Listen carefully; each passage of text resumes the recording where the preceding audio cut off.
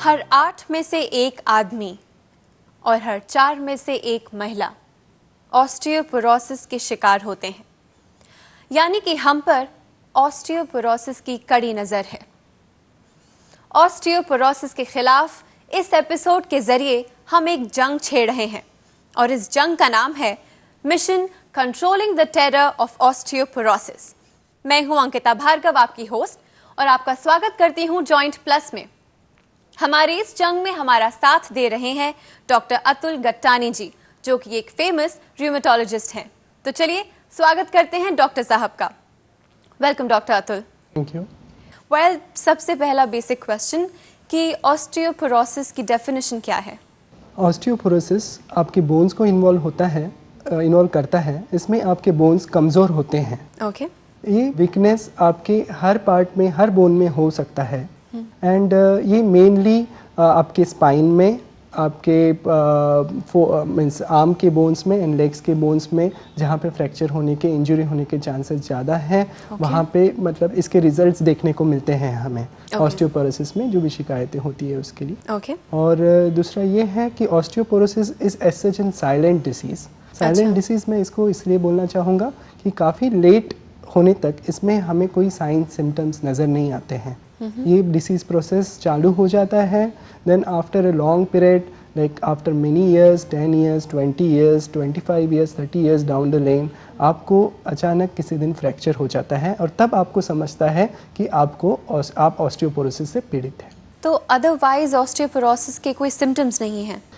Symptoms यही है कि अगर आपको कुछ पेन हो रहा है, ये अगर फ्रैक्चर आपका मेजर नहीं है, कुछ माइनर फ्रैक्चर्स है, अगर स्मॉल बोन में आपको फ्रैक्चर है और उसके बाद आपको वो पार्ट में पेन होता है, जैसे आपकी ब्रिस्ट हो गई या तो आपका फुट हो गया, वहाँ पे स्मॉल बोन्स रहती है, उसमें अगर पहले फ्रैक्चर हो जाए और उसमें पेन और स्वेलिंग आ जाए, तब वो अर्ली पिकअप हो सकता है।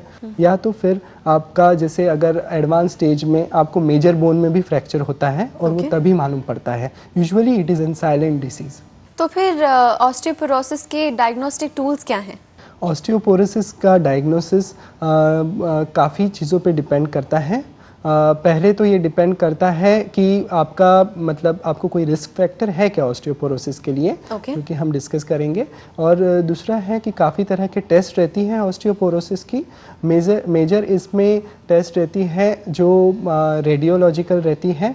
और जैसे हम अगर एक्सरे भी करते हैं तो उस पर भी बोन हमें समझता है कि इसमें बोन कमज़ोर है, ये एक्सरे में बोन कमज़ोर दिख रही है। पर अगर सिर्फ सिंपल हम अगर एक्सरे करते हैं तो उसमें हमें मेजर नहीं करते आता है कि आपकी बोन कितनी कमज़ोर है। तो ये मेजर करने के लिए एक टेस्ट होती है, उसको बोलते हैं डेक्सा स्कैन और डेक्सा स्कैन, याद बोलते हैं bone mineral density. Bone mineral density यानी आपके बोन में जो मिनरल्स हैं वो कितने क्वांटिटी में हैं। और अगर ये मिनरल्स आपके बोन में से कम हो जाए तो ऑस्टियोपोरोसिस में ये मिनरल्स कम हो जाते हैं और आपकी बोन कमज़ोर हो जाती है। तो ये मेजर करने के लिए काफ़ी तरह के टेस्ट होती है, उसमें से मोस्ट कॉमनली हम जो यूज़ करते हैं उसको बोलते हैं डेक्सा स्कैन। वेल, जैसा कि आपने मेंशन किया कि रिस्क फैक्टर्स इन्वॉल्व होते हैं, so what are the risk factors involved? Osteoporosis के लिए काफ़ी तरह के रिस्क फैक्टर हैं। एक मेजर रिस्क फैक्टर मैं बताना चाहूँगा, इट इज़ सेडेंटरी लाइफस्टाइल। जी, ठीक है। आपका बोन बचपन से लेके from childhood till early means adulthood, mid adulthood, it is formed. Okay. So और ये बोन का जो बनने का रेट है वो आपके एज के हिसाब से कम होते जाता है। तो जो भी आपका मेन बोन मास है वो early childhood too early adulthood में बन जाता है। तो अगर ये पीरियड में, चाइल्डहुड में तो सभी एक्टिव रहते हैं, सभी खेलते हैं, but as we grow we are occupied with various things. आजकल भी डॉक्टर साहब जैसे जैसे समय बदल रहा है, बच्चे भी कम बाहर जाके खेलते हैं, वीडियो गेम्स पे ज्यादा होते हैं, तो लाइफस्टाइल तो चेंज हो ही रहा है। सो मेन एक फैक्टर है सेडेंटरी हैबिट्स।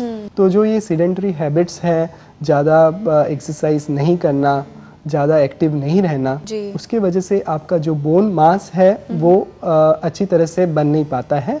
बोन ऑलरेडी कमज़ोर रहते हैं। तो जैसे कि आपकी एज एडवांस होती है तो उस टाइम पे आपको ऑस्टियोपोरोसिस होने के चांसेस बढ़ जाते हैं। ये एक मेन है रिस्क फैक्टर।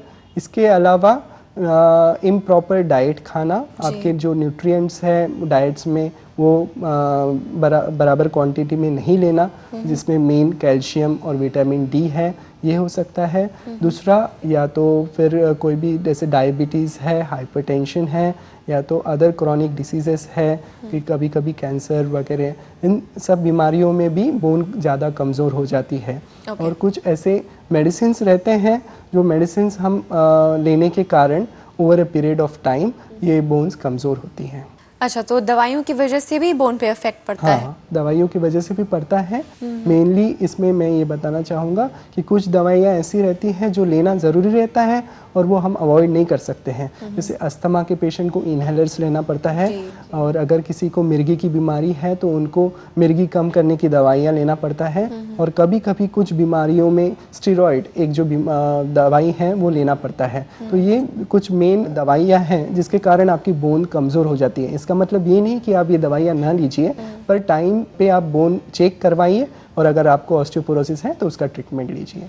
तो डॉक्टर साहब, हमारे पॉपुलेशन का कौन सा सेक्टर है जो ऑस्टियोपोरोसिस से ज़्यादा इफेक्ट हुआ है या होता है?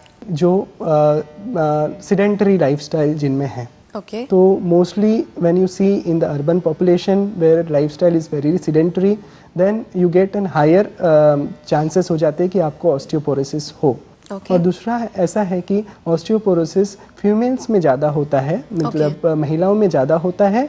और फीमेल में ऑस्टियोपोरोसिस ज़्यादा पाने का कारण एक ये है कि आफ्टर मेनोपॉज, मतलब आपके जब पीरियड्स बंद हो जाते हैं तब एक हार्मोन जो रहता है उसको बोलते हैं एस्ट्रोजन, उसकी मात्रा बॉडी में कम हो जाती है। और इसके कारण कैल्शियम जो डिपॉजिट बराबर नहीं हो पाता है, और आपका जो बोन का कैल्शियम है ये ज़्यादा रेट से बोन से डिज़ोल्व होना चालू हो जाता है। उसके कारण फीमेल्स में ये प्रॉब्लम ज़्यादा देखने को मिलता है। वैसे ही मेल में ऐसी कुछ प्रॉब्लम, हार्मोनल प्रॉब्लम नहीं रहती है, इसलिए मेल में ये कम दिखता है। तो आपके पास जो पेशेंट्स आते हैं जो ऑस्टियोपोरोसिस के शिकार हैं, उनको आप किस तरह का ट्रीटमेंट बताते हैं? पहले तो हमने जैसे आपको बताया कि ऑस्टियोपोरोसिस का डायग्नोसिस जो रहता है वो हमें करना पड़ता है। उसके लिए आपको देखना पड़ता है कि आपके बोन कितनी कमज़ोर है। तो ऑस्टियोपोरोसिस होना एक कुछ जैसे एक जो हम टेस्ट बताए हैं बोन मिनरल डेंसिटी, उससे इसमें अगर बोन -2.5 एक स्कोर रहता है जिसको बोलते हैं टी स्कोर, उससे कमज़ोर हो गए तो उसको ऑस्टियोपोरोसिस बोलते हैं। बट अगर -1 या -1.5 से -2.5 या नेगेटिव -2.5 में भी रहे, उसमें भी ऑस्टियोपोरोसिस की तरफ आप बढ़ रहे हैं। जैसे अभी -1.5 है तो ये कुछ सालों बाद -2.5 भी हो सकता है। तो पहले हमें ये देखना पड़ेगा कि कितना रेट में बोन आपका कमज़ोर है। ये देखने के बाद हम ट्रीटमेंट की रणनीति बनाते हैं कि क्या ट्रीटमेंट करना चाहिए। तो बेसिक इसमें मेन ये है कि पहले एक तो कैल्शियम और विटामिन डी इनटेक, जो आप शायद डाइट में बराबर नहीं ले रहे हैं, अगर सफिशिएंट मात्रा में भी ले रहे हैं पर आपको ऑस्टियोपोरोसिस के रिस्क फैक्टर है तो इन्हें हम सप्लीमेंट करते हैं, माने बाहरी आहार में देते हैं। जैसे तो ये क्या सिर्फ टैबलेट्स होती हैं या इंजेक्शंस भी होते हैं? नहीं, ये मेनली टैबलेट्स ही होती है और ये टैबलेट रूप में ही दिए जाते हैं। और ये आपको जैसे आप रूटीन डाइट लेते हैं वैसे ही इन एडिशन आपको कैल्शियम और विटामिन डी का सेवन करना चाहिए। तो इन दवाइयों के या सप्लीमेंट्स के कोई एक्सेसिव हो जाने में साइड इफ़ेक्ट्स तो नहीं होते हैं? Side effect as such calcium के बहुत ही मिनिमम है या ना के बराबर है। अगर ज़्यादा कैल्शियम लो, विटामिन D3 लो तो लिवर पे इफेक्ट करता है या किडनी ब्लास्ट हो जाती है, ये सुना है मैंने। हाँ, ये पर ये ठीक मतलब ये बराबर नहीं है, ये मिसकंसेप्शन है लोगों के माइंड में। ज़्यादा कैल्शियम मतलब एक अगर आप ले रहे हैं कैल्शियम या विटामिन डी ले रहे हैं और वो एक्सेसिव नहीं, मतलब बराबर क्वांटिटी में जैसे आपको डॉक्टर ने बताया वैसे ले रहे हैं, तो कोई साइड इफ़ेक्ट होने की संभावना नहीं है। अब मैं आपसे जानना चाहूँगी कि एक्सरसाइज और योगा कितने लाभकारक हैं ऑस्टियोपोरोसिस से बचने के लिए? एक्सरसाइज और योगा, जैसे मैंने आपको बताया sedentary lifestyle will lead to osteoporosis. तो जितना जल्दी आप आपके लाइफस्टाइल में exercise, any form of exercise, whether it is be running, swimming और योगा और एरोबिक्स, एनीथिंग, आप अगर शुरुआत में जल्दी आपके टीनेज में चालू करें तो आपके लिए काफ़ी अच्छा है। उसके लिए आपका बोन मास सफिशिएंट क्वांटिटी में बनता है और आपको फ़ायदा पहुंचता है और ऑस्टियोपोरोसिस के चांसेस कम हो जाते हैं। वेल डॉक्टर साहब, नाउ इट्स टाइम कि आप वो एक मैसेज दें हमारे व्यूअर्स के लिए। इम्पॉर्टेंट मैसेज यही है कि आप अपना लाइफस्टाइल एक्टिव रखिए, डोंट बी सिडेंटरी, एक्सरसाइज कोई भी फॉर्म में भले ही हो वो इंक्लूड करिए। आइदर यू प्ले स्पोर्ट और आप जिम जाइए या तो रनिंग करिए, स्विमिंग करिए, वो आपके लिए अच्छा है और ये करिए as early as possible in your life. और अगर आपने वो कभी पहले किया नहीं है तो आप शुरुआत अभी भी कर सकते हैं और आप नियमित रूप से आपका कैल्शियम और विटामिन डी का सेवन करिए। डॉक्टर साहब, हमारे शो पर आने के लिए और इतना वंडरफुल मैसेज देने के लिए thank you so much. Like, share, subscribe for more such informative videos.